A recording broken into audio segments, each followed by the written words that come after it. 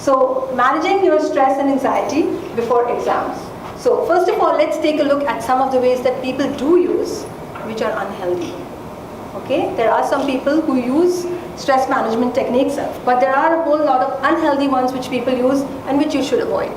So what we call addiction to caffeine or energy drinks, okay, smoking, drinking, drugs, all of these things, substance abuse, not going to help you. Although I find a lot of some of my students, when I do this topic with them, they say, but smoking is good, you know. I said, smoking relaxes me. It relaxes you, but what's it doing to your body inside? Right? It's affecting your body. In the long run, it's going to affect you, and it's not a good coping strategy. So these are all unhealthy because you might think that they're working for you temporarily, but in the long run, it's going to affect you. Affect your body physically, even mentally. Your brain also can get affected. And also eating. Some people say, oh yeah, you know, I'm feeling very too stressed now, so I'll just go and have a chocolate cake. Well, I said, let me eat chocolates, or let me just go and you know, go to the food court and eat as much as I can to forget all my stresses. That again is not good. If you're eating because you're hungry, it's good. If you're eating the right food, the balanced food, then it's good. But if you're going to eat food randomly, just stuff food into your mouth without chewing it properly and without thinking about whether it's nutritionally good, okay? And also here with desserts, sweet desserts and stressed.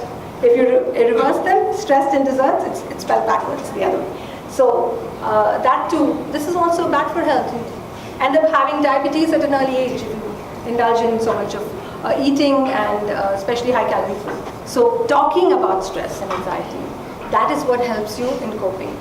Okay? If you have someone in your family, okay, an adult who understands you, whom you can talk to, like your parents or an older sibling, or an uncle or aunt, or a teacher, or even a counselor if you have a counselor at your school, you can reach out to these people who will give you good guidance, who will listen to you and understand your problem.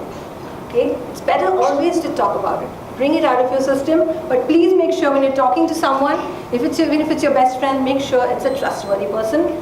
So now I have a lovely chart here, which is going to tell you how you can replace your anxious thoughts with realistic ones. Because what happens is, what causes the anxiety, and while you're in anxiety, there are these negative thoughts which come into your head. Like, I'm no good, I'm a failure, I'll never be able to pass. The word pass doesn't exist in the dictionary. It's just fail, fail, fail. It's negative. So just take a look at this one. So if you look at the situation of the trigger, suppose you say there's a math test tomorrow. The anxious or the worried thought would be, I'm not good at math and I'm terrible at tests. But how can you change that? Challenge this negative thought into a realistic, positive one, saying, I will study tonight and try my best tomorrow. I will do my best in tomorrow's test by preparing today. Okay? Or if you think, I'm going to fail, then you can say, I don't know for sure that I will fail. Okay? I might even pass. Right? So you're changing that negative or that anxious thought into a realistic, positive one.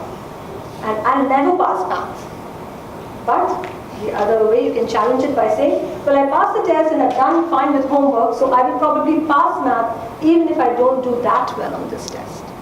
You're giving yourself a ray of hope over there.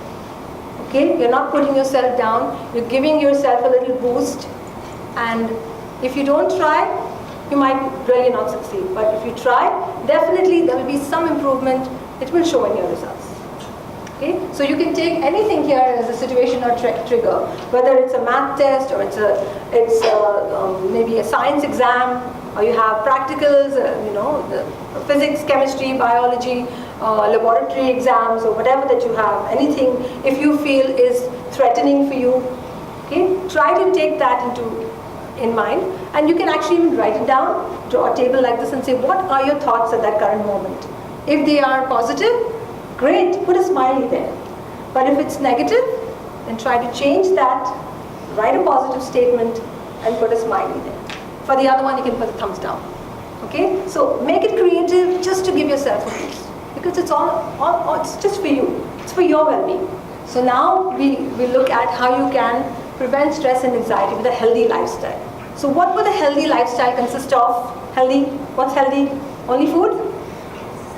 Exercise. Very good. What else? Sleepy. Sleep, very important. Sleep.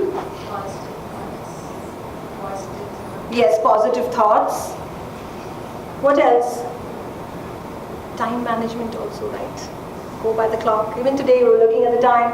It's 3 o'clock, this is the time that we begin, you know. So everything is based on that, because if you don't look at the clock, imagine me walking in instead of a 3 o'clock session, I just come, relax at 3:45, 4 o'clock. Everyone's waiting for me here. Is that good for me? It's bad for me. People might think, oh my gosh, she's a counselor and she doesn't even look at the time, and you know. So your lifestyle should be based on these couple of main things were, like you said, adequate sleep. Okay, so these are very important. Sleep, nutritious diet, a balanced diet, not eating KFC every day.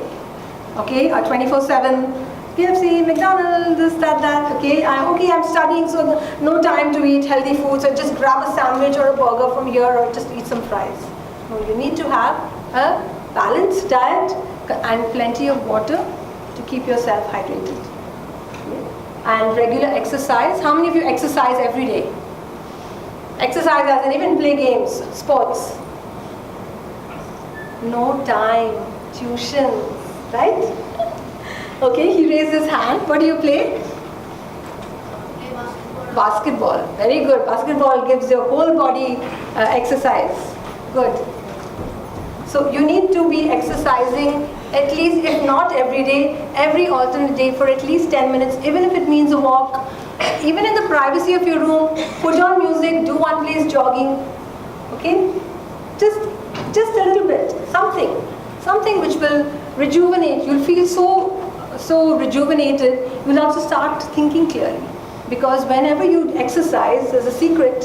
Whenever you exercise, you're actually taking in oxygen, you're breathing, you know, and that is going to your brain, and that's going to keep you fresh. You'll actually start feeling and thinking clearly, and you'll start feeling good about yourself. Your self-esteem will go up. So just try it out, even if it means every alternate day. So make that part of your lifestyle. Relaxation techniques, you spoke about deep breathing already, yes, and I have some more relaxation techniques like meditation. So we'll take a look at those, as well as time management. So I'm going to focus now on these two, because these three, I presume that you're already implementing in your life. And this one just mentioned, how many hours of sleep do you really need to have in a day? In a 24-hour cycle, how many? 6? 6 to 8. Yeah. Now this depends on the age also. So the younger you are, the more sleep you need. Okay, you need to rest more, because during your waking hours you're more active. Okay, presumably you're more active, so you need more hours of sleep as well.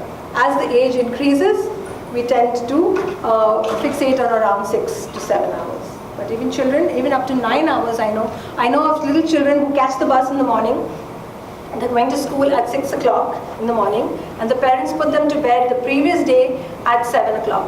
In the evening. They have their dinner and they're off to bed at 7 because they have to wake up in the morning at 5 and then take the bus. So you'll always need to look at the clock, go back the clock, count the number of hours that you should be resting. The rest of the waking hours have to be organized in a schedule, which I will show you in the next couple of slides.